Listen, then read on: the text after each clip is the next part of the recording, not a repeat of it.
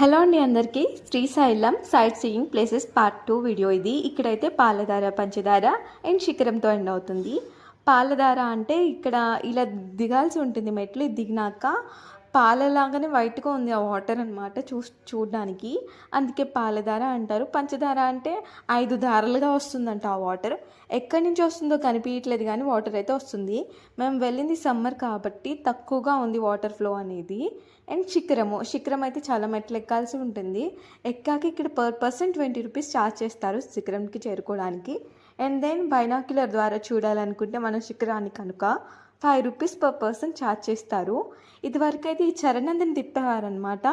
ఇప్పుడైతే ఈ నందిని తిప్పడానికి లేకుండా చేశారు. మనం చాగంటి కోటేశ్వరరావు గారి ప్రవచనాల్లో విన్నాం కదా, 4 పదార్థాలు వేసి తిప్పుతారని చెప్పి, అలా తిప్పడానికి లేకుండా అయితే చేశారు.